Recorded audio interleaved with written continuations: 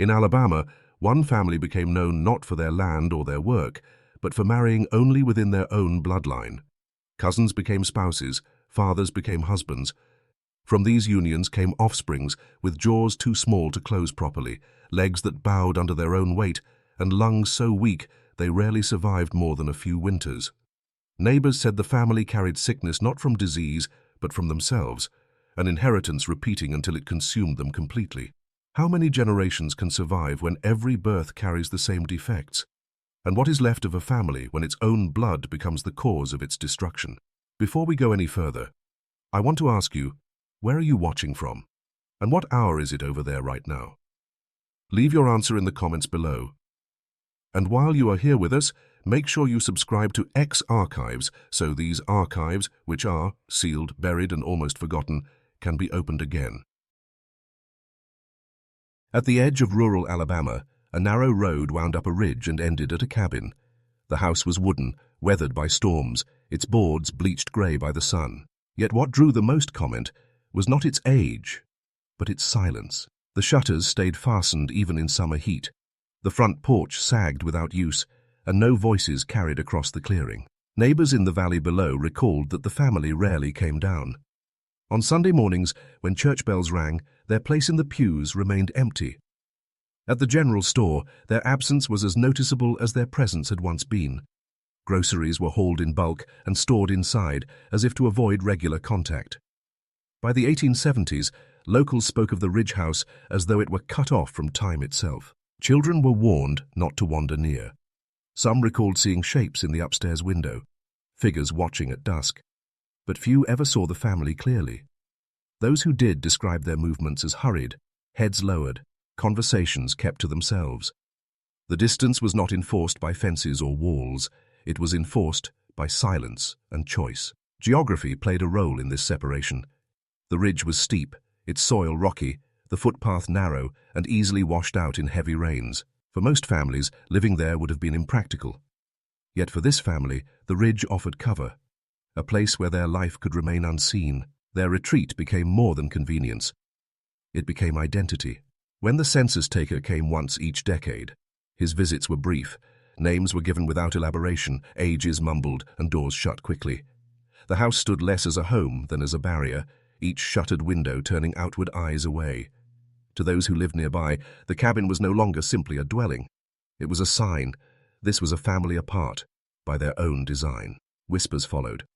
Farmers working fields at the base of the ridge claimed they had gone months without sight of a single family member. One recalled that when a boy ran away into the woods, he returned pale, saying he had passed their yard and heard nothing but coughing from within. Another remembered that the ridge itself seemed to hold its breath. It was not uncommon in rural counties for families to withdraw, but this withdrawal carried unease. The house embodied a choice not to join, not to share, not to mix. Over time, the building itself became part of local law, a place people pointed to when speaking of secrecy. Each nail and board seemed to declare their decision to live behind closed shutters. The isolation of the Ridge House was not temporary. It passed from parents to children, shaping how they lived and whom they met. The further they withdrew, the less chance there was for new faces to cross the threshold. By the next generation, the house no longer represented just a physical separation from town. It foreshadowed the deeper separation that would mark their bloodline. That separation soon appeared in their unions, where marriages were kept strictly within kin, cousins married cousins, and no outsider's name was ever added to the line. On the ridge, marriages were not marked by bells or public celebration. No invitations went to townspeople, no ministers were called from the valley churches. When unions took place, they were conducted in the cabin yard or within its narrow rooms, witnessed only by kin. Accounts passed quietly through the county, a cousin marrying her cousin, a nephew joined with a niece. The pattern repeated until outsiders no longer asked why no new names entered the family Bible. For generations, the family tree narrowed, its branches folding back toward the trunk. Social withdrawal shaped these choices. In most communities, weddings marked one of the few moments where families intermingled, where alliances grew and bloodlines spread wider. But in this house, the opposite happened. Each union closed the door further. Neighbors said they could not recall a single Ridge wedding held in town, nor a Ridge bride who left her hill for another household. Whispers in the store spoke of a family unwilling to risk what came from outside. Some said pride kept them to themselves. Others said suspicion. But whatever the reason, the effect was the same. With every cousin joined to cousin, variation narrowed, and the line bent inward until it nearly circled upon itself. Pedigree collapse is the word that doctors would later use, a term describing when ancestry coils so tightly that children carry the same inherited strains twice over. On the ridge, this collapse was not written in scientific terms. It was seen in the faces gathered at each small wedding, where every witness resembled the bride and groom. Townsfolk remembered hearing faint music at times. A fiddle played soft from the ridge house. But no guests walked the road. No strangers bore witness. By the time the sound reached the valley, the vows were already spoken. The family's withdrawal became complete in these ceremonies, acts that she would have joined them outward, instead pulling them further inward. No outsider stepped into the ridge house to marry a daughter or take a son. The family's name remained self-contained, repeating across generations until it was difficult to tell one branch from another. The secrecy of the weddings mirrored the secrecy of the house itself, private, shuttered, and apart from the county that surrounded it. In time, people began to speak of the family's choices as unnatural, not for the silence of the ceremonies, but for the consequences they carried. For as the unions multiplied within the same narrow circle, children began to arrive bearing traits that unsettled even those used to hardship and deformity in frontier life. The ridge house, once a symbol of chosen isolation, had become more than that. It was now the cradle of a bloodline tied so tightly to itself that the future it carried was already marked. The consequences of these inward unions soon became unmistakable in the children born on the ridge, infants who carried unsettling physical traits from the moment of birth. Birth on the ridge was never marked by church bells or public record. It happened in the cabin, the cries of mothers muffled behind shuttered windows, the only witnesses being a midwife called from the valley and the family members who stood watch. In rural Alabama, hardship was expected in childbirth, yet those who attended the Ridge family spoke of something different, patterns too precise to be chance. Midwives described infants who arrived with jaws that did not set evenly, with eyes that seemed to slant inward or outward, with foreheads shaped lower than the norm. Some were born with narrow chests, ribs visible beneath thin skin before the first week was done. Others had limbs too fragile, breaking from small falls as toddlers. Each new child carried features so close to the last that it was as though one face was repeating itself across generations. One woman, who delivered more than a dozen children in her time, admitted that she never forgot the sameness. It was like the family had but one child, born again and again, she confided years later. For neighbors hardened by loss, deformity, and stillbirth, the ridge births caused a different unease, because they were not occasional. They were consistent, arriving one after another, each carrying the unmistakable signs of inheritance. The physical resemblance among cousins grew so pronounced that outsiders could not distinguish between siblings and kin. Their eyes, often pale and unfocused, carried the same droop. Their foreheads bore the same slope. In any other family, such likeness might have been a point of pride. Here it was a mark that tied them together too tightly. What unsettled the attendants most was not just the repetition of features, but the frailty of the bodies that bore them. Infants struggled to feed, some failing to grow past their first year. Those who survived remained thin, often coughing, that are frames fragile against the simplest illnesses. The repetition of these outcomes suggested something carried in the blood, recessive traits resurfacing without interruption. Whispers spread quickly beyond the ridge. Women in town who had heard midwives speak quietly in confidence said the family was making copies, not children. No one said the word inbreeding aloud, but everyone understood the meaning. In the cabin, the family continued their pattern without acknowledgement of what others saw. To them, each new child was simply another branch of the same house, another life meant to carry the Ridge name forward. But outside eyes saw what the family chose not to admit, that their line was narrowing, its traits looping back upon itself. The births confirmed what neighbors had already suspected, that the family separation was not merely social but biological. Each generation brought children who carried not only the same name but the same body, reshaped in the same unsettling ways. As these children grew, the signs of inheritance became even harder to ignore. It was in the schoolhouse, under the watch of teachers and among other children, that their struggles revealed how deeply these traits shaped them. At the foot of the ridge stood the one-room schoolhouse, where children from scattered farms gathered under a single teacher. Wooden benches lined the walls, The blackboard carried the day's lessons, and the air was thick with chalk dust. Into this small room, the Ridge children entered, sitting together in silence, their resemblance so sharp that even the youngest could not be told apart. Teachers wrote of their struggles in quiet notes passed to county supervisors. Some of the children squinted constantly, unable to see the chalk marks on the board even from the front bench. Others stumbled over words, their speech thick and halting, as if their tongues resisted the shape of language. By midday, they slumped against their desks, bodies worn out long before the other children tired. In rural schools, hardship was common. Poor eyesight, stammering, and exhaustion were not unusual among those who lived without medicine or steady food.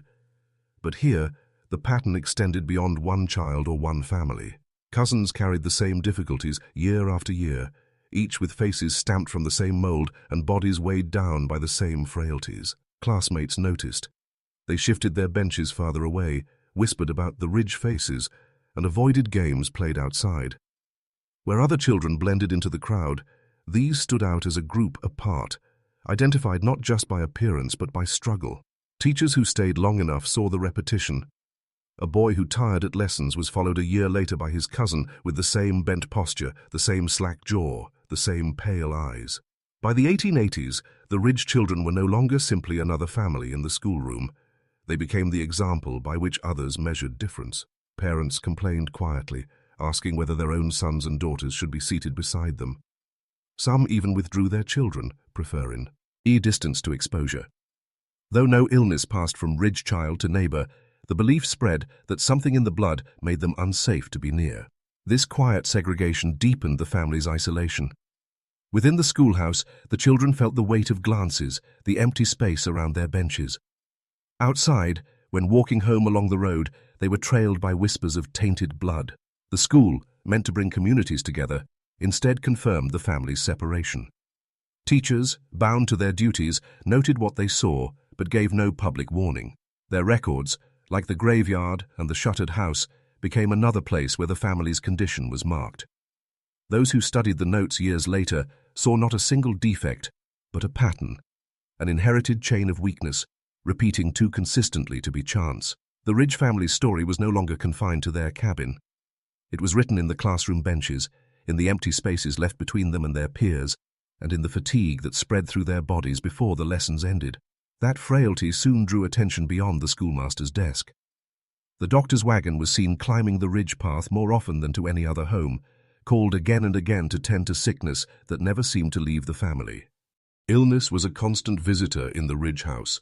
Families across rural Alabama knew the threat of fever, the weakness of malnutrition, and the sudden losses that came without warning.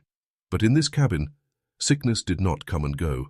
It remained, cycling through generations, as if tied to the blood itself. Neighbors remembered seeing the doctor's wagon making the climb to the Ridge more often than to any other home. Each visit followed a familiar rhythm, a child struck with high fever, the family summoning aid, and the physician leaving with little more than advice to keep them warm, to wait, to pray. For most households, sickness struck at intervals. Here, it returned with relentless repetition. Children wasted away within weeks, their ribs pressing against fragile skin, their eyes dulled by exhaustion. Others suffered seizures, their bodies stiffening and shaking in patterns that repeated across siblings and cousins alike. Bones broke too easily, an arm from a minor fall, a leg from stumbling on uneven ground. The family became accustomed to splints and bandages as part of daily life. What set these illnesses apart was their consistency. A fever that had claimed one brother would appear again in his cousin the following year. A seizure that convulsed a girl at age 10 would later be seen in her younger brother. These were not isolated tragedies but inherited burdens, repeated with the regularity of a pattern written in blood. Medical help was sought often, yet rarely effective. The doctors who came carried no remedies for hereditary weakness. They offered tonics, powders, or cooling cloths, but nothing slowed the rhythm of decline. Some admitted privately that the family seemed trapped in a cycle no medicine could break. Others withdrew from the case altogether, unsettled by the recurrence. Inside the cabin, the sick room became permanent. Blankets hung by the hearth, buckets for water stood ready, and the smell of boiled herbs clung to the air. Mothers nursed more than one child at a time, moving from bedside to bedside with a weariness that reflected both duty and inevitability. In the valley below, stories spread of the Ridge family's curse, though no one spoke the word inheritance. Neighbors noted that while epidemics swept through entire towns, it was only this family that remained perpetually afflicted, season after season. For them, recovery was brief, and sickness the lasting condition. Children rarely reached adulthood in health. Those who survived childhood often bore permanent signs of illness: slender frames, bent spines, weakened lungs. Their survival seemed less a victory than a postponement. The family's name became tied to fragility, as if each generation carried the illnesses forward, hand in hand with their blood. By the 1890s, the Ridge home was recognized less as a household than as a place of constant decline. It was no longer a question of if sickness would come, but who it would claim next. The graveyard below the ridge soon grew crowded, each row of stones carrying the same surnames, each small coffin recording in silence what words avoided, a bloodline unable to escape its own inheritance. At the base of the ridge, where the slope softened into pasture, stood a family cemetery. It was small at first, marked by hand-carved stones and wooden crosses, but over the decades it grew crowded. Rows of markers stood close together, so near that the ground between them gave little space for grass to spread. The stones bore repeating surnames, cut by unsteady hands or weathered smooth by rain. Children's names appeared most often, with dates that stretched only a handful of years. Some markers showed only a birth year. The end date left blank because the child never lived long enough for the stonecutter to return. Others recorded lives that ended before 20, cut short before the Ridge family could send a son to war or a daughter to marriage. Neighbors who passed the cemetery on their way to market said it told the family's story more honestly than words ever did. In the graveyard, there was no silence, no hidden shutters, no secrecy. Every stone testified to the same pattern: lives shortened, names repeated, generations stacked upon one another in soil that should have rested longer between burials. The repetition of names revealed more than grief. It reflected collapse. Cousins bore the same first names, handed down again and again, so that 3 or 4 stones within a row might all carry identical inscriptions. To outsiders, it was difficult to distinguish one child from another. In death, as in life, their identities blurred together, reduced to a narrow circle that bent inward, until there was no room left for new branches to grow. The cemetery was small compared to those in town, yet it carried a density that unsettled those who saw it. Where others buried fathers beside mothers and marked the passing of generations in decades, the Ridge family laid children beside children, their lines broken before adulthood. Whole rows were filled with those who had not reached maturity, graves that bore only the faintest trace of a life lived.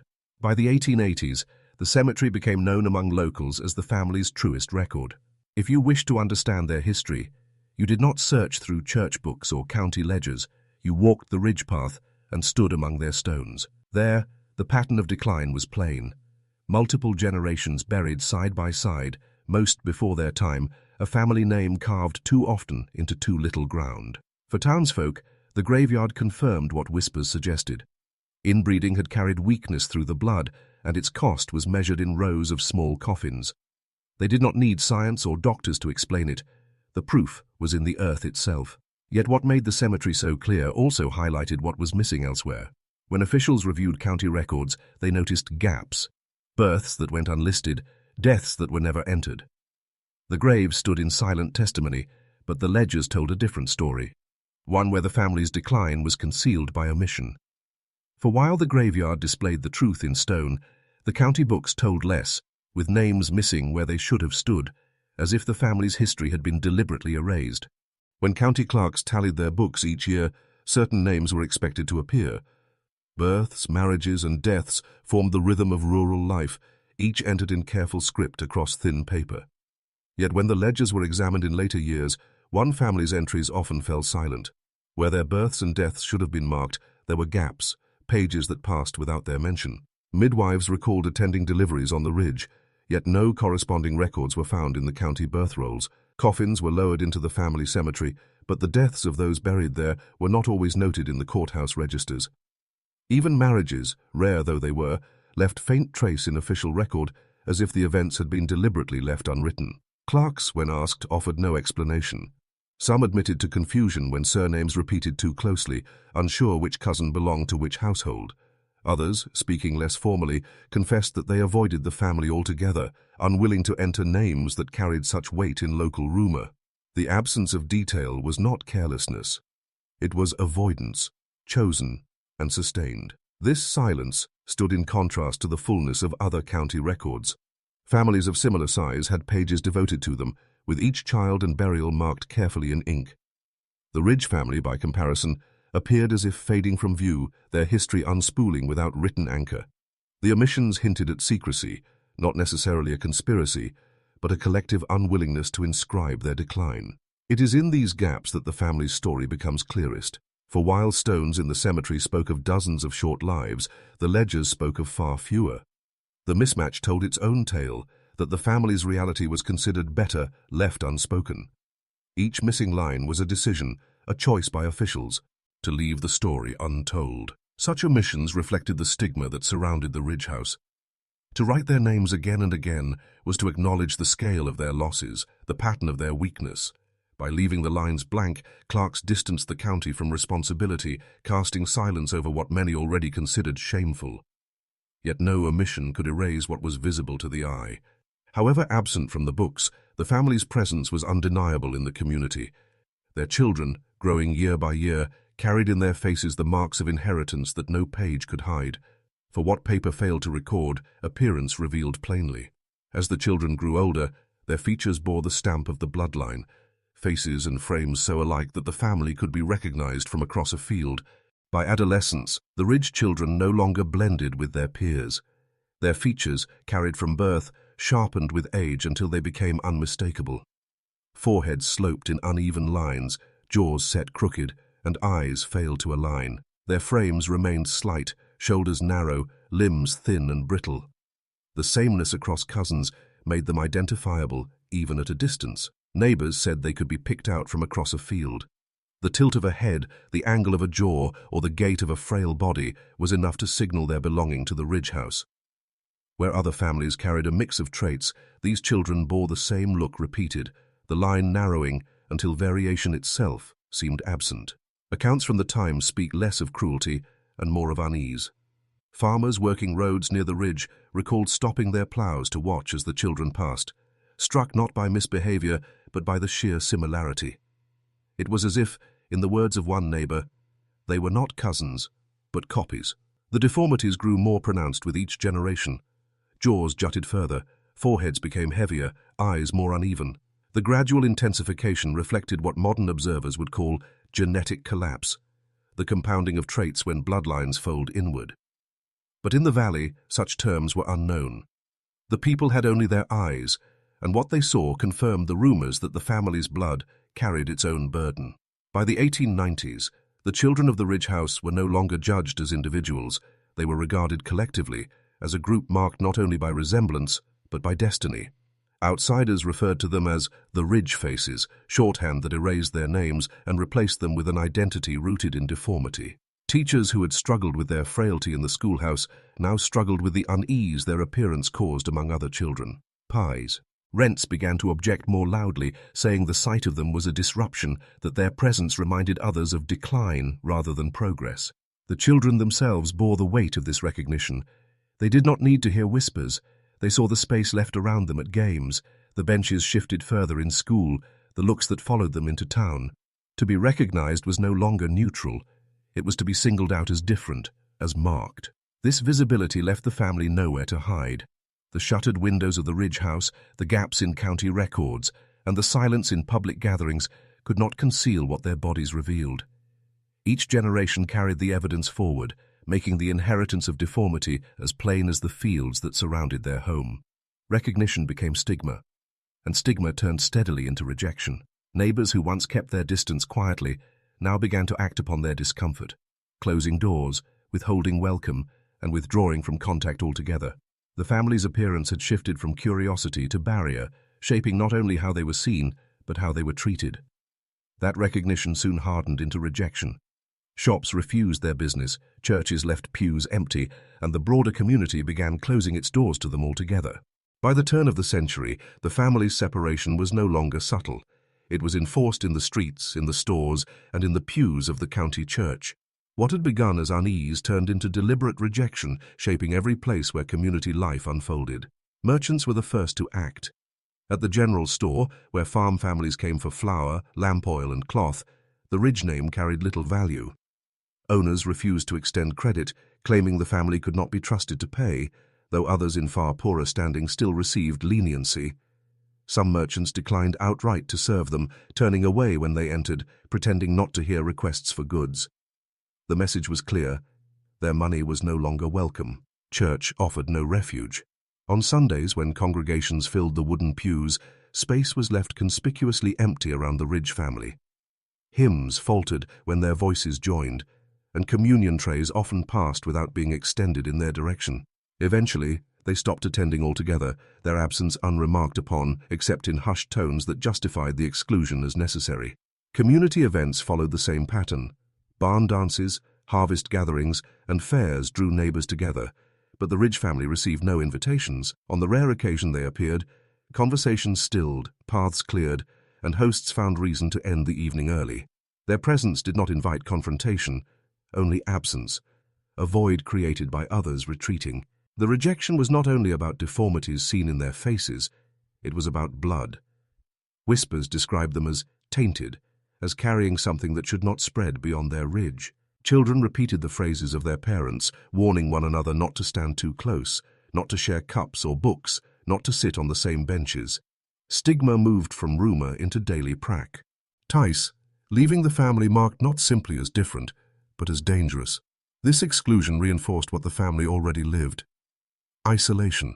If once they had withdrawn by choice, now they were driven into further separation by force. Their attempts to maintain ties to the community were met with silence or avoidance. The road into town became less traveled, the shutters of their home drawn earlier, the distance between them and the county widening with each season. To outsiders, the family's decline was treated as inevitable, even deserved. Few asked whether sickness or poverty played a role. Instead, the explanation was placed in their bloodline, in the marriages that had folded kin back upon kin, and in the features that carried proof of that history. The community did not speak of intervention. It spoke of boundaries. The family, in turn, turned inward once more. With the market closed, the church unwelcome, and neighbors gone silent, they relied increasingly on themselves, deepening the very cycle that had marked them in the first place. What began as whispered suspicion ended as open exile. Only physicians still entered the Ridge house, yet even they left unsettled, their notes describing conditions that repeated too clearly to be chance, before withdrawing from the family altogether. In time, word of the Ridge family's condition reached beyond the town's gossip. Physicians, summoned by anxious relatives or persuaded by neighbors, made the climb up the narrow road to the cabin. Their visits marked some of the only outside contact the family had in those years, though even these ended in silence. One doctor, whose journal later surfaced among his papers, described the scene in clinical terms. He examined several children in the cabin, thin, pale, and unusually fragile. Their jaws jutted unevenly, their foreheads carried the same slope, and their eyes, though open, failed to track with steadiness. He noted difficulty in speech and comprehension, seizures in more than one sibling, and a startling similarity across cousins who should have varied more in appearance and strength. His notes were brief but telling. He wrote of blood too close, a phrase used not as metaphor, but as medical suspicion. He recorded that the conditions he saw were not the result of malnutrition or simple misfortune, but of heredity compounded. Each trait, fragile bones, crooked features, weakened lungs, appeared again and again in the line. To him, the pattern was unmistakable. The doctor left unsettled. He did not prescribe elaborate treatments, nor did he propose long-term care. His entries suggested resignation rather than remedy, as if the decline was beyond intervention. One line in his notes hinted at his conclusion: the family cannot outlast itself. Other physicians who visited over the decades offered little more. Tonics for fever, poultices for weak joints, and powders for fits were given, but these were gestures, not cures. Each doctor, after a few visits, withdrew from the case, unwilling to attach their name to what they privately considered a collapsed bloodline. The medical community distanced itself in more ways than one. In town, doctors spoke carefully, avoiding public mention of the family. To discuss their case openly was to stir discomfort, to force acknowledgement of what many preferred to leave in whispers. By declining involvement, physicians preserved their reputations, while the family remained trapped in the very cycle outsiders condemned but refused to address. Inside the Ridge house, the pattern continued. Children weakened, voices faltered, and the same disorders repeated. For the family, these illnesses were not anomalies, but a rhythm of life. For the doctors, they were confirmation of what was already suspected. The consequences of kinship folded too closely upon itself. No further studies were conducted. No broader attention was given. The family's condition remained an open secret, observed, recorded privately, then left behind. What could not be changed was set aside, and in this, the Ridge family was left alone to decline. After these visits, the doctor's wagon no longer climbed the ridge. The house grew quieter with each year, its windows dark, its doors shut, and the sound of voices fading until neighbors began to wonder how many still lived within. By the early years of the new century, the Ridge house no longer echoed with the sounds of a family. Where once neighbors recalled hearing children's voices, thin though they were, now only the wind moved through the trees that lined the slope. Curtains stayed drawn across the windows, and the front door remained shut so consistently that travelers wondered if anyone still lived inside. The family's numbers had shrunk steadily. Deaths that once filled the cemetery with small coffins now left the house itself almost vacant. Generations of cousins had collapsed into a handful of survivors, each bearing the same traits, each weakened further by the burden of inheritance. Where once the yard showed signs of children at play, it became a place of overgrowth and silence. Neighbors spoke of the Ridge house as though it were already abandoned. Farmers driving cattle along the lower paths described looking up and seeing no movement, no lantern light in the windows after dusk, no smoke from the chimney except on the coldest nights. What life remained within had drawn inward, away from the eyes of those in the valley.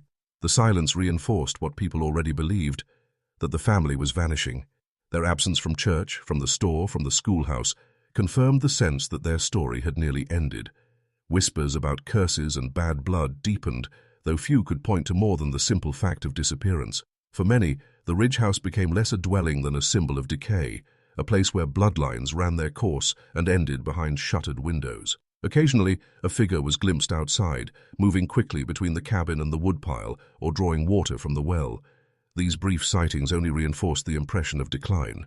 The figures seemed thin, shoulders slumped, their resemblance unmistakable even from afar. Locals said it was like watching shadows, half present, half faded. Inside, the remaining family members lived in near-complete seclusion. Their sicknesses confined them, and the stigma of their name left them with no visitors. As their numbers dwindled, so too did the sound of life. Fewer voices at supper, fewer footsteps across the creaking floors. Each death reduced not only the count of family, but the presence of the house itself, until its silence became complete.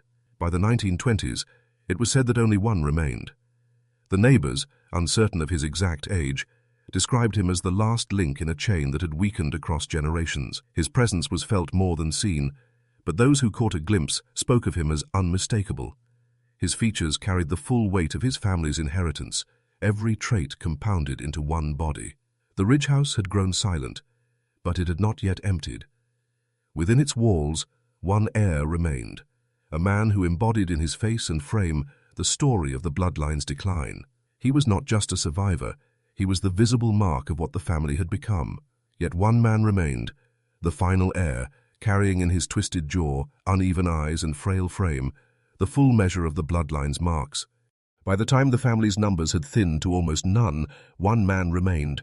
He was the last to carry the Ridge name, and in him the bloodline showed itself with striking clarity.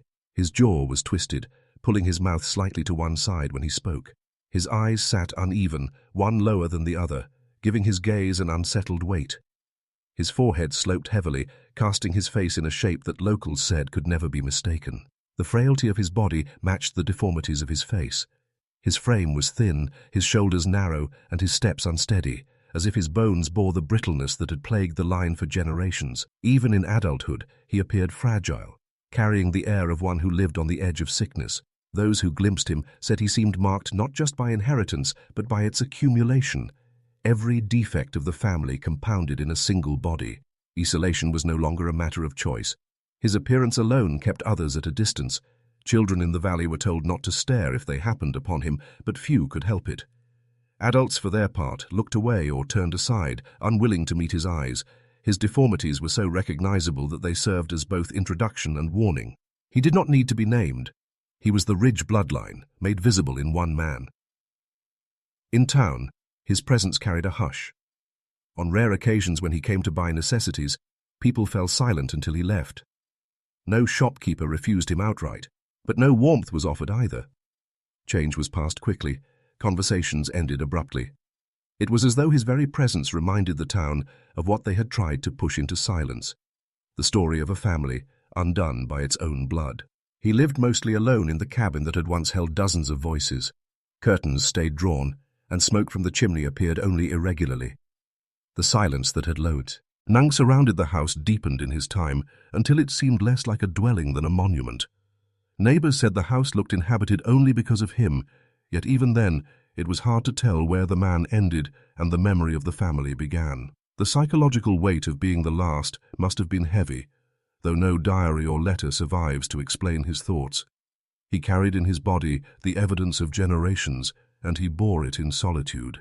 Each trip to town, each walk to the well, marked him as the final link in a chain that had grown weaker with every generation. His existence was not only a continuation of the line, but also its conclusion. To those who saw him, he was a reminder that the family had not vanished entirely, though its end was written on his face and frame. His survival offered no comfort. It only emphasized that the bloodline had reached its limit. Still, he was seen at times. Brief encounters recalled by travelers and neighbors who caught sight of him at wells, crossroads, or porches, each memory tinged with unease. The final heir of the Ridge family lived mostly in seclusion, but his presence was not entirely hidden. Travelers and townsfolk recorded brief encounters, glimpses of a figure who carried in his face and frame the entire story of his bloodline. These moments were fleeting, yet they left lasting impressions. One account described him at a well, drawing water at dusk. His shoulders hunched as he worked the bucket, his thin arms straining against the rope. The observer, passing on horseback, said he looked up only once, his uneven eyes catching the fading light before turning quickly away. No words were spoken. The rider moved on, unsettled by a silence that seemed heavier than the hour itself. Others recalled seeing him at a crossroads, pausing with a bundle of firewood on his back. His gait was unsteady, each step careful, as if his bones might falter under the weight. The man at the store who told the story remarked that he had never seen anyone else walk that path alone. The sight confirmed for him that the Ridge house was still occupied, but by whom he already knew. Neighbors closer to the ridge spoke of watching him from a distance as he stood on his porch. He did not call out, nor did he wave. He simply stood, leaning against the post, his sloped forehead and twisted jaw making him unmistakable even from across the clearing. Children, sent to fetch water from nearby springs, hurried past with lowered heads, repeating later that he was watching. These encounters were always solitary. No one ever saw him accompanied by kin, for none remained. His presence became less about the man himself and more about what he represented, the survival of a line that had already ended in every sense but the physical. To see him was to be reminded of the family's decline, embodied in one living figure. The community waited for his passing in quiet expectation. They did not speak until it openly, but each sighting was retold as though it might be the last. Each glimpse confirmed that he endured, and each silence afterward left people wondering whether he still lived. The town did not fear him, but they avoided him, treating his existence as something that belonged more to history than to the present. In these brief encounters, the stigma of the bloodline found its final form. He did not need to speak or act for people to recall the sickness, the deformities, the losses that had marked his family. His body carried all of it, jaw twisted, eyes uneven, frame frail. To see him was to witness the conclusion of generations. Though his life continued, it was lived in fragments, seen only by others. He was a man defined not by his words or deeds, but by the moments when he appeared and then receded again into silence. When he died, the Ridge house fell into silence at last. What remained were not voices or records, but fragments, letters, recollections, and the graves that carried his family's name. When the final heir died, the Ridge house fell into silence for good. No smoke rose from the chimney, no lantern flickered in the windows. For years afterward, neighbors described the place as still, as though the land itself had exhaled and left the house hollow. Inside, belongings lay where they had been last used. Clothing, patched and threadbare, remained folded in drawers. Crockery sat unwashed on the shelves, dust collecting where meals had once been served. The bed frames sagged with age, their straw mattresses collapsing into decay. Each item testified to a life that had ended without ceremony, left exactly as it had been. No one came to claim them. The graveyard below the ridge grew over with weeds, stones tilting as roots pressed through the soil. The repeated names, once legible, faded in weather until some markers became indistinct. Children from the valley who wandered too close said the graves seemed endless, though the space was small. To them, it felt as if the earth itself had been filled with one name, written again and again, until there was no room left for another. Memory of the family did not vanish entirely, but it fractured. A line in a diary here, a mention in a letter there, became the fragments from which their story could be pieced together.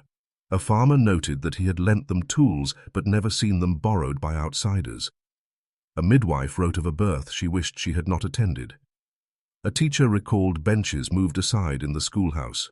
These scraps of testimony survived where the family itself did not. The county records told little. Whole lives were absent from the ledgers, their names skipped as though left deliberately unmarked. Instead, the graves and the belongings told more than ink could. The abandoned house stood as a monument to a bloodline that had folded into itself, and the cemetery as its most complete archive. For the community, the family became a story told in fragments rather than detail. People spoke not of individuals but of the ridge blood, a phrase that carried more weight than any single name. Over time, the specifics blurred, leaving only the memory of deformities, illness, and isolation. What remained was less history than impression, a recollection of what it meant to see them, to avoid them, and finally to outlive them. The ridge house decayed year by year. Rain leaked through the roof, floorboards warped, and ivy climbed the walls. Some said it looked less like a home than a husk, a structure preserved long enough to remind the valley of what had once lived there. The land itself was eventually reclaimed, but the story lingered in the few traces left behind. Those fragments, scattered across diaries, graves, and fading recollections, tell one story, that the family's end was not brought by outsiders or chance, but by their own inheritance, a bloodline that folded inward until it could no longer survive. The Ridge family ended where it had begun, within itself. No curse was spoken, no violence carried them off, no disaster swept their house away. What undid them was simpler and more permanent. Bloodlines folded too tightly until survival became impossible. From the earliest marriages of cousin to cousin, the path had been set. Each generation narrowed the circle further, leaving no room for new traits to enter. What might have been invisible in the first union became unmistakable by the third, and unavoidable by the fifth. The collapse of their pedigree was not sudden but gradual, a long narrowing that pressed inheritance into repetition. The signs had appeared early. Children born with twisted jaws, sloped brows, and fragile bones carried the weight of their ancestry in their bodies. The illnesses that returned each season, fevers, seizures, wasting, were not random afflictions. They were the results of traits meeting traits, recessive conditions resurfacing again and again until they defined the family itself. By the time the last heir stood alone, the collapse was complete. He bore in one frame the evidence of generations, the uneven eyes, the weak bones, the thin body shaped by a line that had turned inward. His survival was less continuation than conclusion. He lived long enough to embody the end of a bloodline that had erased its own chance to endure. The graveyard below the ridge showed the outcome more clearly than any ledger or record. Rows of stones bore the same names, the same short spans of life, repeating until the pattern exhausted itself. What had begun as isolation had ended in extinction, a family undone by the very inheritance they had sought to preserve. For the community, the Ridge family became both warning and memory. People spoke of them as proof of what happens when kinship turns inward and remains there. Their story was told in fragments, glimpses, as of the last heir, recollections of their deformities, the silence of their house. But the meaning was plain enough. A bloodline cannot sustain itself when sealed from the outside. Science would later call it a genetic bottleneck, a collapse of variation that leaves only weakness behind.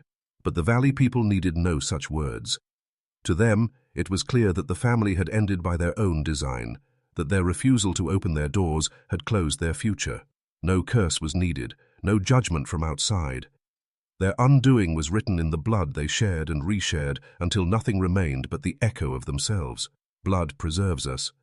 It carries our resemblance, our strength, our history. But when it turns inward and circles too tightly, it can also erase us. The Ridge family ended up bound by their own inheritance. And it leaves the question for us all: how much of our future lies hidden in what we carry within our blood? If you wish for more archives drawn from the hidden corners of history, remember to like this video and subscribe to X Archives so these stories, nearly erased, can be told again.